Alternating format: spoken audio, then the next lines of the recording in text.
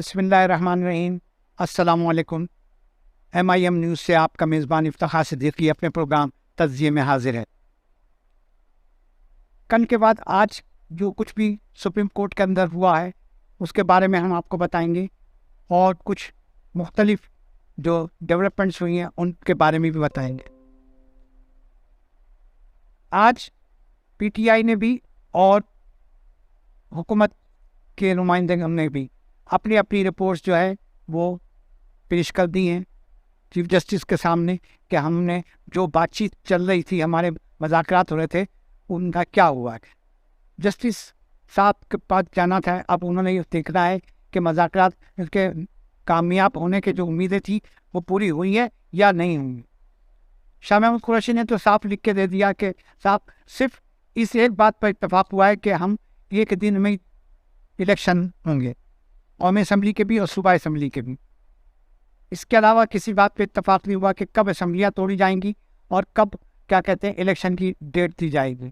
इस पर कोई इत्तेफाक नहीं हुआ क्योंकि हुकूमत ने कोई डेट नहीं दी, न सिर्फ वो ये एक ही बात करें हमें बजट पेश करने दो। बजट पेश करके आप क्या करेंगे भाई? बजट आप बना लें, चले ठीक है, बना के दिखाएं हमें कि क्या पेश कर रहे हैं आप। नहीं, हम बजट खुद पेश कर देंगे।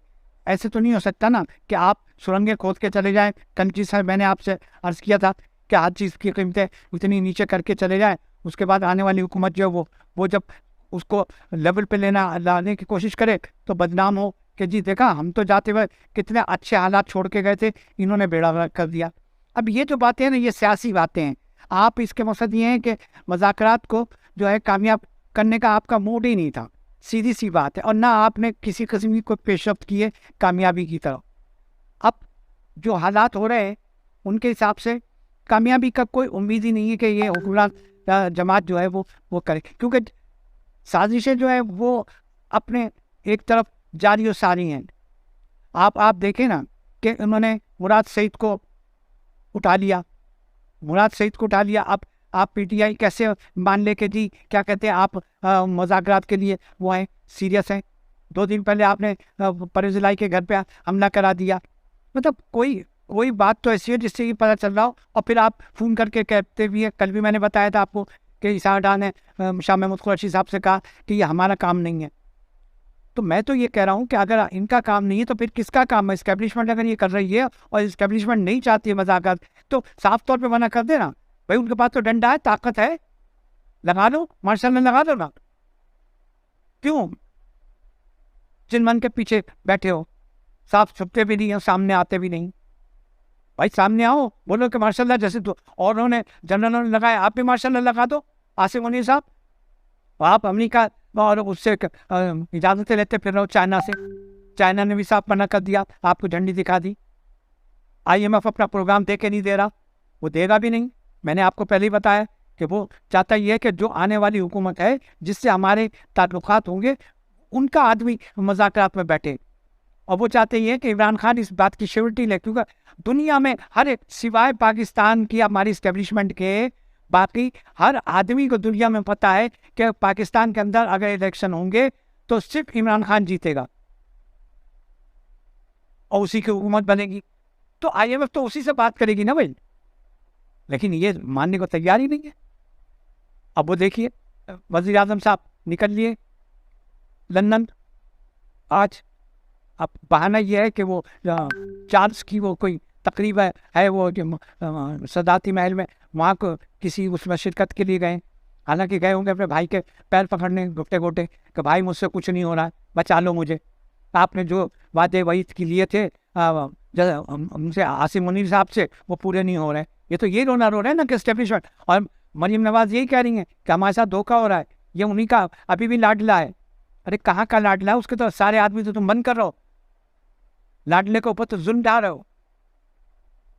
बीमार होने के बावजूद वो एक कोर्ट के चक्कर लगा रहा है, उसके टांगे सूज गई, वो मेडिकल, अच्छा वो मेडिकल दे तो आप एक्सेप्ट नहीं करोगे है? और नवाज शरीफ के मेडिकल आ जाए कि जी इनके प्लेटलेट्स गिर रहे 4 साल में, अब क्यों नहीं गिर रहे प्लेटलेट्स? कहाँ से, कौन सी रिपोर्टें आ गई मेडिकल उनकी?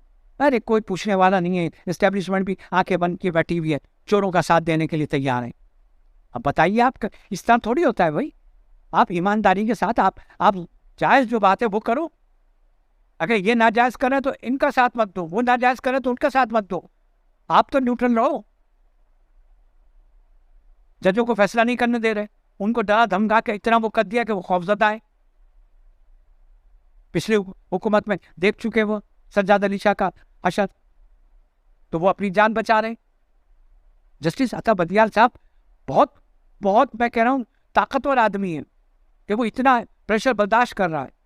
न कोई और होता तो अब तक भाग चुका होता इन लोगों के धमकी और उसमें, क्योंकि ये तो मतलब बिल्कुल ऊंचे हथकंडों पे आ जाते हैं ना कि फैमिलियों को जलील करना, उनकी वीडियो लीक्स करना। यार कोई इंसानियत चीज़ है, कोई एथिक्स होते हैं, कुछ होते हैं। अब वो ख्वाजा आसिफ एक नंबर का झूठा आदमी कहता है तो हो ही नहीं सकते इलेक्शन। अबे तुम तो खुद हार गए थे, तुम्हें तो जितवाया था बाजवा ने। अब तुम्हें पता है कि अब तो मैं जीत ही नहीं सकता, जिंदगी भर तुम्हारा खानदान का कोई आदमी नहीं जीत के आ सकता। तो फिर वो तो यही करेंगे ना, इसी किस्म के लोग बैठे हुए। उसको देखिए कमिश्नर साहब को, इलेक्शन कमिश्नर साहब, उन्होंने भी जो है लिख के दे दिया कि नजरसानी कर दी जाए, इलेक्शन 14 को नहीं हो सकते। क्योंकि अच्छा उसकी एक बात देखें, ये जो हकीकत पसंदाना, उसको जब पैसे ही नहीं मिल रहे हैं तो वो कहाँ से पेपर छपवाएगा, क्या करेगा, कैसे करेगा? तो उसका लिखना तो जायज़ है, लेकिन नीयत उसकी भी खराब है पीछे से। अगर खाली यही बात होती तो वो साफ नजर आ जाता है, आदमी का अमल बता देता है कि इसको वाकई ये परेशानी है, इस वजह से ये जो है ये चीज़ लिख के भेज रहा है। नहीं, लेकिन ये कि साबका इनके तमाम रिकॉर्ड जो है वो यही है, गुलामाना है कि ये शरीफ बरादरान के गुलामों में से एक अच्छे गुलाम हैं ये बड़े। अब होगा क्या? कुछ नहीं होगा। कल फिर अब कल तक के लिए वो मुलतवी हो गया। अब देखें कल क्या होता है। चीफ जस्टिस साहब क्या बेचारे रातों रात उनके साथ क्या होता है। अल्लाह खैर करे। मैं तो उनकी ज़िंदगी की दुआएं मांग रहा हूँ, इमरान खान को इनकी, क्योंकि सिवाय इसके कि जैसे इमरान खान कहता है मुझे कत्ल करना चाहते हैं, इसके अलावा दूसरा चारा नहीं है कि ये हुकूमत उससे बचा सके। उसे जीतने से कोई नहीं बचा सकता अल्लाह रब्बुल इज़्ज़त के अलावा। रुए ज़मीन पे तो कोई आदमी ऐसा नहीं है कि अगर इलेक्शन हो और उसे हरा दे, कितनी भी ये क्या कहते हैं धांधलियाँ कर लें, RTS बिठा दें, कुछ भी कर लें, कितना करेंगे? 5%, 10%। अच्छा, आप हर आदमी की तो आवाज़ आप बंद करना चाहते हैं कि कोई आपके खिलाफ बोले मत। हकीकत TV एक है, उसको एक अरसे से वो अपना चैनल चला रहा है, उसके घर वालों को उठा दिया, 10 दिन से उसके घर वाले लापता हैं, कोई आवाज़। मियाँ अशफाक साहब, अल्लाह मियाँ उनका भला करे, उनके बारे में जितना मैं सुन रहा हूँ और पढ़ रहा हूँ कि वो एक हमदर्द वकील है और वो हर एक के ऐसे मामलात में केस लड़ने के लिए खड़े हो जाते हैं। अल्लाह उनका भला करेगा और इंशाअल्लाह ताला आगे भी उनको इज्जत देगा। तो वो अब जो है हकीकत TV वालों का केस लड़ रहे हैं कि भाई, और उन्होंने कोर्ट से ऑर्डर करा दिए कि भाई वो जिन्हें तुमने उठाया 10 दिन से गायब किया, उन्हें पेश तो करो अदालत में। ये कौन सा तरीका है लोगों को गायब कर देना किसी की आवाज़ बंद करने के लिए? कल को आप मेरे घर पे वो चढ़ जाए, मैं 70-72 साल का बूढ़ा आदमी, आप मुझे ले जाके मारपीट की शुरू कर दे। भाई, जो आवाज़ आ रही है उसे आने दीजिए, जो आपके फेवर में आ रही है उसे भी आने दीजिए। आवाम के ऊपर छोड़ दीजिए कि वो सही और गलत का फैसला खुद करे। आवाम कोई इतनी बच्ची नहीं है, ना बेवकूफ़ है। और अब तो इतना शऊर आ गया है पाकिस्तानी आवाम को 70 साल में देख देख के कि इस मुल्क के अंदर हो क्या रहा है, इस मुल्क के अंदर कौन लोग हैं जो इस मुल्क का बेड़ा गर्क कर रहे हैं, और एक आम आदमी जो वो चक्की में पीछे जा रहा है। सब इसी चक्कर में लगे हुए हैं। कोई महंगाई के ऊपर नहीं बात कर रहा कि भाई खाएगा कैसे मजदूर, एक आम आदमी जो है वो कैसे खाएगा? उसको रोटी नहीं मिल रही है, उसके बच्चे भूखे हैं, उसे दूध नहीं मिल रहा, बीमार को जो दवाई नहीं मिल रही। 30 से 35%, मैं आपको यकीनी बात बता रहा हूँ, 30 से 35% दवाओं के ऊपर कीमतें बढ़ गई हैं। उसका मैं खुद शिकार हूँ, मुझे मालूम है। कि शुगर की दवाएं कितनी महंगी हो गई, इंजेक्शन इंसुलिन कितने महंगे हो गए। जब मुझे मालूम है तो एक आम आदमी बेचारा कितना वो करता होगा, उसको सोचे। बहरहाल इसके ऊपर किसी का नहीं है। एक आम आदमी के लिए तो ये हुकूमत क्या कोई भी कुछ नहीं कर रहा, सिर्फ अपने इक़्तिदार के लिए लड़ रहा है। और वो आना चाह रहा है कि वो चाह रहा है कि मैं आ जाऊं और मैं कुछ कर दूं, तो उसको आने नहीं देना चाह रहे। है ना, अल्लाह मालिक है, जिसका कोई ना हो उसका खुदा होता है। और कश्तियाँ सबकी किनारे लग जाती हैं, ना खुदा जिनका ना हो उनका खुदा होता है। इस पर मैं आज के प्रोग्राम का अख्ताम करता हूँ, इजाज़त चाहता हूँ। MIM न्यूज़ से इफ्तिखार सिद्दीकी, खुदा हाफिज़, अस्सलाम वालेकुम।